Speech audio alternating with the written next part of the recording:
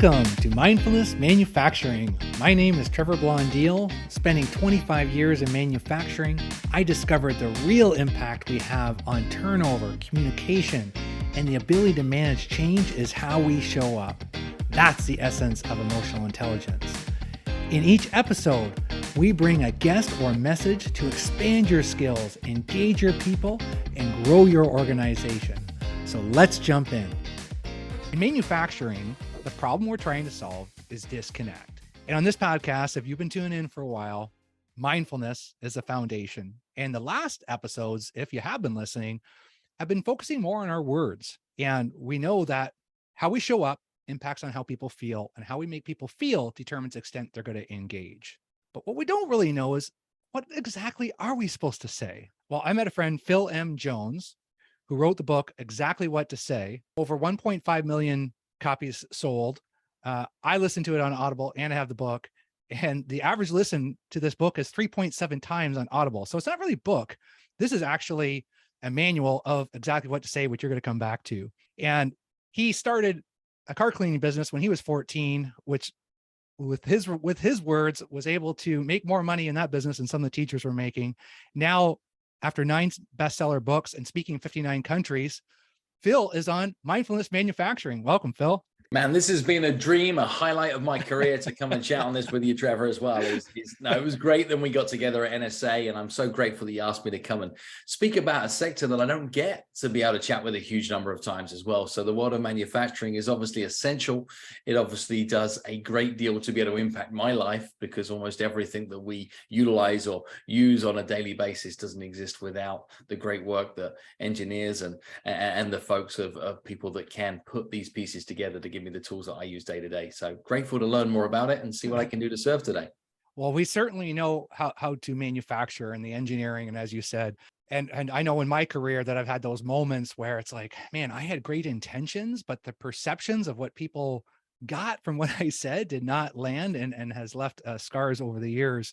And I get a little better each time. But this book has taken me to another level in your concepts. And I promise the listeners by the end here, you're going to walk away with something you can try today. And the first concept I just want to ask you about, like, the person in charge is the one that's asking the questions. I'm a coach and I'm always, wanting to ask those types of questions. But what do you mean that person in charge is? Well, the person who's in control of every conversation is the one who's asking the questions, which is remarkably interesting, given that we are here on a podcast interview right now where it's supposed to be a one-sided conversation of you asking questions, me delivering answers. But even people will see through our discussion here today is how what happens is that I'll have the ability to turn the tables on you, Trevor, and point some things back in your other direction. But the key lesson, I guess, from a leader's point of view is that quite often we are asked questions by our team. We are asked questions by our customer base. We are asked questions by our community. And we feel that it's our duty to be able to provide an answer to that question. Yet quite often what we really should look to be able to do is to provide a question to that question that helps us provide an increased layer of clarity. Too often we're guessing with our answers. And as leaders in a modern world, the last thing we should look to be able to do is to guess or assume that we understand what the next step or the next play needs to be. How many times in manufacturing have people purposefully made the complete wrong thing? Absolutely. Made it beautifully, on time, on budget, yet it wasn't what was actually required to be able to solve the task at hand. And the same thing happens in our conversations. We try to solve the wrong problem. And I'm wondering, even from your point of view, have you ever found yourself in a situation where you're trying to explain to somebody that you have their solution? Oh yeah, I call it now the monologue, right? Like, what we need in manufacturing is discussion, right? We need dialogue. It's always like, okay, I got to tell Phil what he needs to do. Right. So, and this is a challenge. I get leaders coming to me. It's like, I'm trying to tell Phil, he needs to do this safety check and we need to make sure we're doing this. And I've told him 3 times, he's just not doing it. And look at that situation, right? Is you can say to someone, look, you need to do the safety check. And here are 5 reasons why you need to do the safety check. In fact, here is a manual as to how you can do the safety check. Well, what we probably should ask is, help me understand why you believe it's important that we need to do a safety check. Help me understand. Right? Is this a simple preface is, help me understand why you think it's essential that we always do a safety check. Well, now what they do is they sell you on why it's important, as opposed to you tell them why it's important. This making sense? It's just a different approach. And why is it that we're so hardwired to just tell? Like, that's just like, it's the natural default is just like, well, I just need to tell Phil what to do. But we keep on this path of insanity. And that's why I know listeners today are going to be able to go in and take a different approach to get a Well, let's different look at result. even disregarding our world as leaders and the industry of manufacturing and think about our role as parents or caregivers or family members. I don't know about you, but as a father, there's been several occasions in my life where I've been presented with a situation by my kids where the default position is to move to tell mode. They say, here's what I did. And you say, well, let me tell you why you're wrong. Or they say, here's where I'm at. And you say, let me tell you what you need to do now. We jump straight to tell. The fuel to great conversation and the goal that we're looking to be able to amplify more of is to insert increased amounts of curiosity. Mm-hmm. Not to ask more questions, to be more curious. It's a different thing. Let's use those parenting scenarios again. Is how many conversations with your kids or with your communities would have been better served if you just remained curious a little longer? When they said, well, look, here's all the reasons why I got back late today. And you're like, I told you need to be back by 9 o'clock is blah, blah, blah, blah. It comes argument. What would happen if you just said, look, so help me understand what happened in your evening that resulted in you showing up 23 minutes later than we both agreed? What do you understand about how that could have resulted in us creating worry back at the household? Yeah, get them feeling and having them to, we want to change people's thoughts, and they don't change by monologue words. Mm-hmm. They start with questions. And curious, intelligent, strategic questions. Like, take that same scenario again. Is like how important is it that we can trust each other? What are the consequences of you breaking trust over something as trivial, over communicating the time that you're going to return home? Yeah, I can think of so many ways with my 20-year-olds or in manufacturing. And you're right, Phil. It's so I guess when you focus on this skill, your family life is going to get better, and your work life and your social life. Just your life. Just your whole life. I like that. And why are we trying to separate it? Yeah, it's just your life, and that's one of the greatest gifts that I've had in taking this work forward through the years. Is I've been championing this work around word choices and influence and persuasion now through my trainings and teaching since sort of 2008. So it's come a long way, but what's become most interesting is that it started as tools and techniques to be able to convert more sales or to increase average transaction value or look to overcome indecision in the sales or the leadership process. That's where it really started. Yet today, it's far more about how you can be intentional as a leader, how you can be intentional as a husband or a wife, how you can be intentional as a parent or a community member, and understand just how impactful we can be in all the moments that we converse with others. So the work's now taking me into areas of helping district attorneys and judges having more influence over high impact political things. It's moved to areas of how do you train nurses around their bedside manner as to how they can deliver bad news with more integrity and more heart. It's moved towards how teachers can be more influential towards parents to help them continue the job of what's trying to be done in the classroom back in a home environment. So the amplification of where this work has taken me is beyond my wildest expectations, but It's been a lot of fun in said journey. That is fun. When you can add value to others, just like the listeners today. And when I like the whole concept of this is just one life, right? We don't have to separate anything. And I read a little bit around the concept of context versus content. Yes. And so help me understand, if I'm in the manufacturing space there, what's the difference there? Well, what we're talking about here is how many more conversations should be fueled from a position of curiosity. Curiosity, in my mind, should be the starting point of every great conversation. Yet what we find ourselves doing, particularly as leaders or experts or anybody with any experience, is that we have this wealth of content that we want to insert into a conversation, whether that's I know content, whether it's here's how we've done it before content, whether it's content of here's the playbook, whether it's content about let me tell you. We have all this content we want to insert into a conversation. Yet the reality is quite often is that if you're inserting content before you've earned somebody else's context, all you did is insert more noise. And the world is already noisy enough, right? It's often noisy enough between these two ears that if you are not doing the work first to understand somebody's context, your content is almost certainly going to bounce. And even in today's conversation, you see how I can set up a situation like you speaking to your children coming home late from a pre-agreed time. That is context. Setting that context up, I can insert the content to say you might want to ask curious questions like, help me understand, when was the last time, how do you think it made us feel, what do you think the impact could be, right? But without that context, the words are just going to bounce. I feel sometimes I just want to get that message off my mind. I just want to make sure Phil knows this. So I'm skipping sometimes the context, and then my effort for you to convey a message is just noise to you because Well, how many times have you said, I've told you this 1,000 times before, and then wondering why the other person hasn't got it, and that you are thinking the other person's an idiot. The reality here is the idiot might be an alternative person. That idiot might be you, because if you've said something to somebody on multiple occasions before and they're still not doing it, then there is something missing in this communication here, right? Like something is not working. And if you can take responsibility on that and saying, hang on, it might not be them, it might be me. Yeah.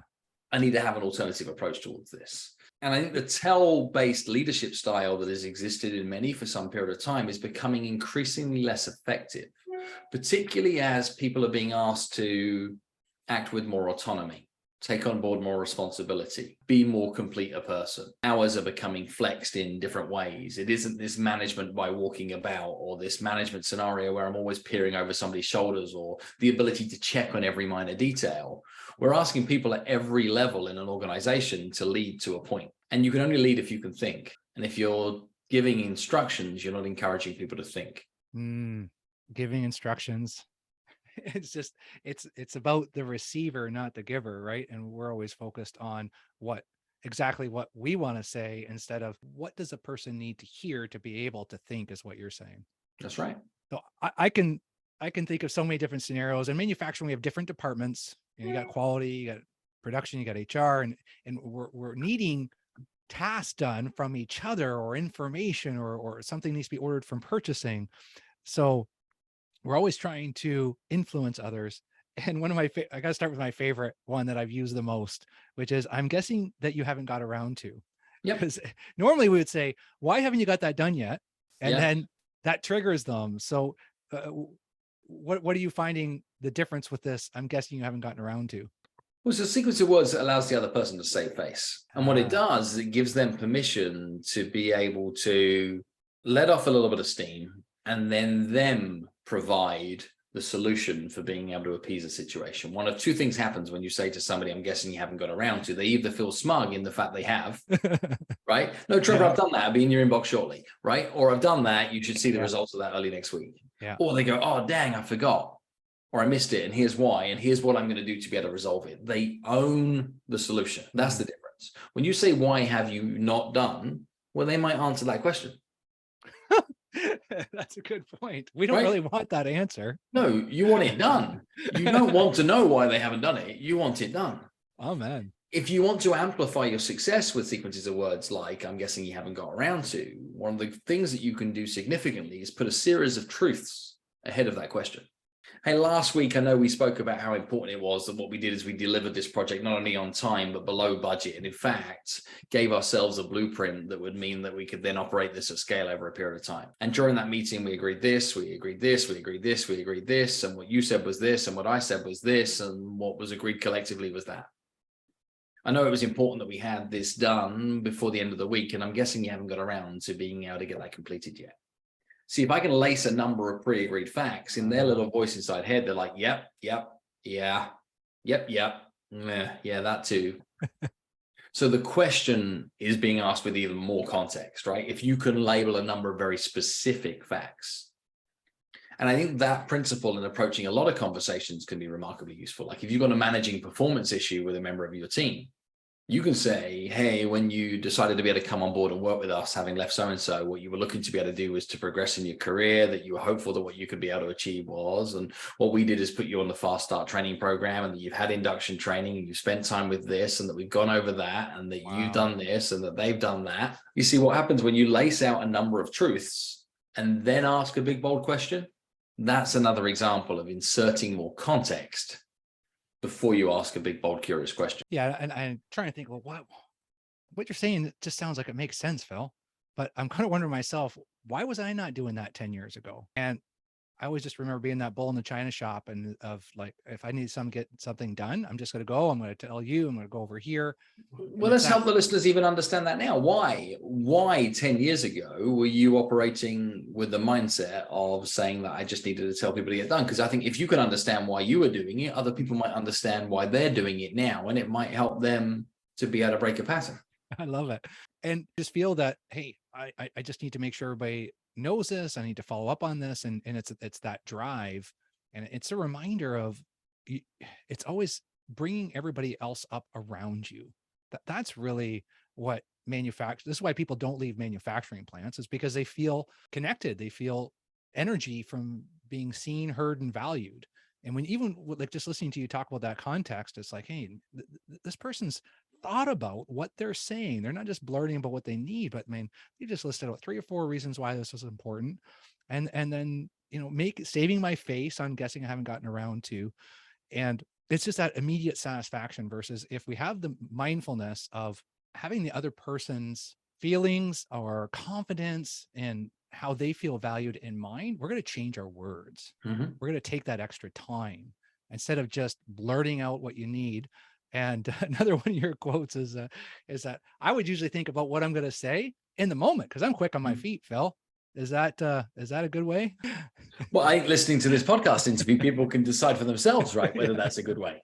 But what we can gain understanding towards is to try and package all this information so the listener can understand it with a greater level of intent. We have 4 cornerstones to conversational excellence within our work. And I think understanding these 4 cornerstones will help every leader, every individual to be able to show up to critical conversations with more competence and confidence. And the first was the point that you were looking to bring up there, which is the worst time to think about the thing you're going to say is in the moment you're saying it. Mm-hmm. We've all found ourselves coming away from critical conversations thinking shoulda, woulda, coulda. Yeah. We've all found ourselves coming away from critical conversations thinking, who was that idiot? And the person we were talking about is ourselves. Yeah. So having the maturity to say, well, what are the conversations that matter to me in my world right now? And deciding that those conversations over-index any other conversations in terms of what matters starts to be able to elevate your consciousness to say, I'm deciding I'm going to get better at these conversations and these conversations alone, not I'm getting better at communication. Once you've decided the conversations that matter, we jump to another core principle. And that is that curiosity is the fuel to great conversation. When you give consideration to any conversation that didn't work out well, you can almost always point to the fact that you didn't remain curious for long enough. You jumped to an assumption too quickly. You made a statement too quickly. You found yourself leaning in with an I know belief, even though you didn't know. Got to catch yourself doing that, because the third principle that exists in our work is that people do things for their reasons and not yours. So when you come to the understanding of saying, well, why was I in tell mode a decade ago? Or why was I always in tell mode? Is because actually you forgot that people do things for their reasons and not yours. The reason that mattered most was yours.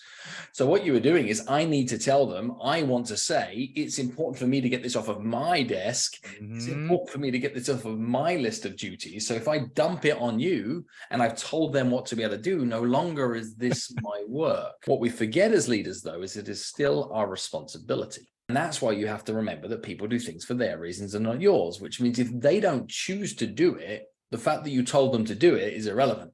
They have to choose to do it that way. And they have to understand why, or they have to understand because, and they have to have discovered that journey by themselves. It needs to relate towards something that matters to them, which leads towards that fourth principle, that it's the person that's asking the questions that's in control of the conversation.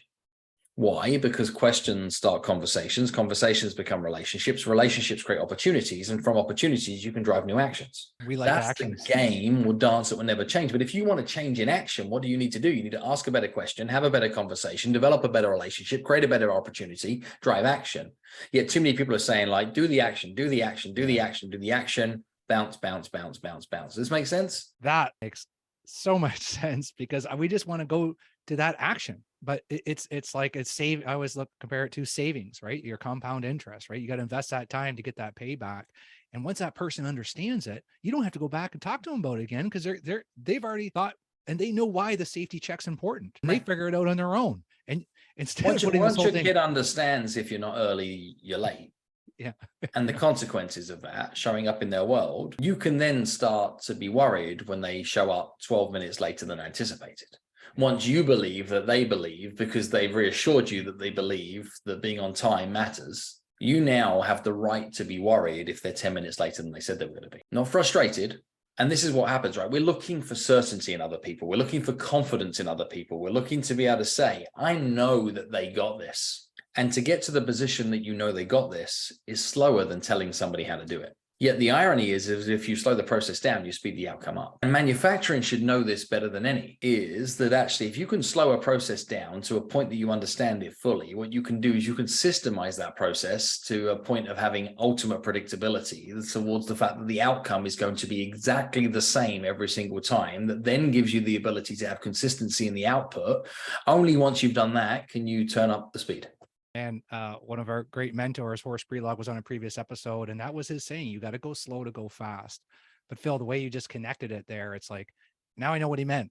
Slow in these conversations, understand that process, slow it down. Think about what you're going to say. What are your important conversations? Some of the challenges we have is every time I talk to someone, Phil, they're busy.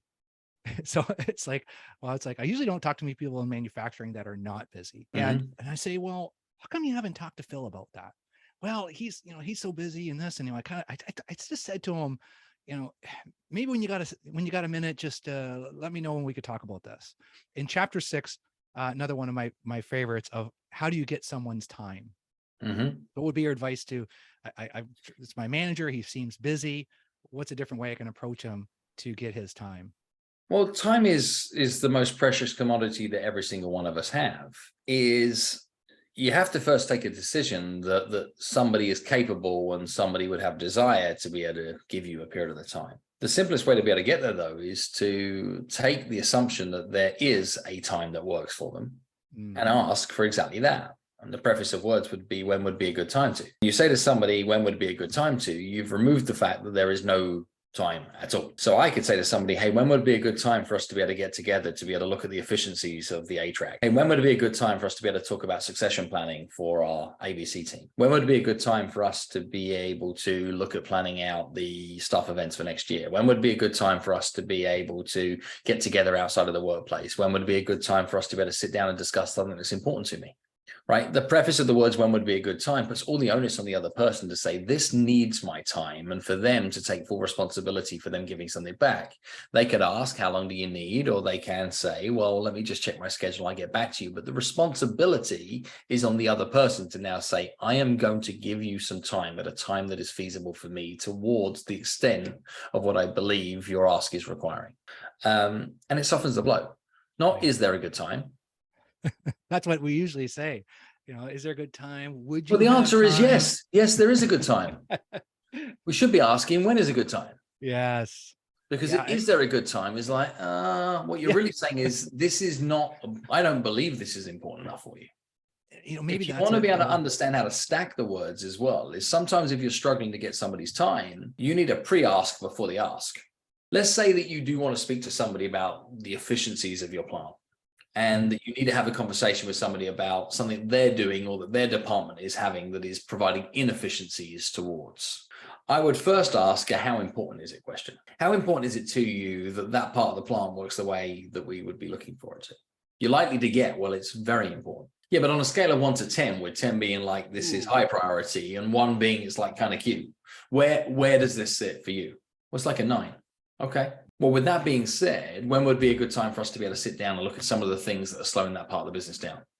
Again, it's going a little bit slower. Say, hey, what are you prefacing it with, right? It's creating some context first. Because of the fact that you said that what you're looking to be able to do is to improve efficiencies of that part of the organization, then for that reason, there are some actions that we need to address. Man, time's going by too fast. I got to ask this one bonus question here on words, and words come in email as well. Yep. And there's a lot of like, well, I sent them an email, and there's some tricks around your emails that you may be doing. You could be asking, you could be confusing your receiver. And what have you learned and to get a quick response in an email, Phil? Well, there's so much about email. I'll try and blow this up to some big lessons. It is some of the most common mistakes that we see happen with email is, firstly, you put too much information in the subject line that somebody can decide to not read the email. There's a big True. mistake I see happen in corporations all the time. It's you decide that this is not important enough to be able to act upon at this moment in time. So it sits in the inbox, goes down the inbox, doesn't actually get read. The other big mistake I see in email is people put too many asks or too much information in one monologue of written communication. So the receiver is like, I don't really understand what it is you're asking me to do here, but thanks for clogging up my inbox and taking 11 minutes of my life. And that one I'm going to park because it's too confusing. Right. And you didn't make it clear for me. So therefore, the final big thing that I see that people do in emails is they wonder why they don't get replies, yet they didn't give somebody anything to reply to. If your email finishes with a period, there's a strong possibility that this is not going to get a reply because there was not a question in it. So true. Happens all the time. If you're looking to have a never-ending conversation, your email or certainly written communication needs to finish with question marks, or at worst, like dashes and commas, not full stops and exclamation marks. If you want a response, make sure that it has something to respond to. I have a general rule in my world as well that if it's going to take me more than a minute to read the email, what we need is a meeting. So why don't you send me an email requesting a meeting as opposed to send me an email with a load of information we need to have a discussion about. Oh, you spend all that time typing that out. And then, yeah, I've looked at emails before, Phil, and it's like, oh my gosh, I don't have the brain capacity to Let's chat. digest all this right now. I'm gonna put that aside, and then I forget to get back to you. Correct. And that's why we've been getting back, man. If people are just caught the end of this episode, they're going to get a response to an email that they didn't get before. I am pumped to hear some of the feedback and just what I've learned here. One of my biggest takeaways is just that context, right? Like, let's take a little bit more time and put some more context in there. And I got to do a shout out to Tim Maloney. So this is the universe, folks. Like, you meet certain people. Tim is friends with Rudy, who was my cousin who passed and got me on Simon Sinek and just all these connections. And then Tim's become a mentor of mine, and we don't touch base very often. And he says, you should read this book. I think it might help you, Trevor. I said, okay, it's exactly what to say. All right, perfect. I download it the next day. I listen to it. 2 weeks later, I show up to Orlando to the National Speakers Association, and out walks Phil M. Jones, the book that I just got done reading twice, recommended from Tim. We send him a great video back home. And yeah, the world needs more people like you, Phil, that are generous. Thanks for coming on the show and sharing, you know, putting context to the manufacturing on what we're supposed to say. What's the best way for people to follow you, get your book, and change our words to change the world? I mean, there's a lot of ways you can find me. And if you can't Google search Phil space M space Jones and find me the way you wanted to find me, then that's a different problem.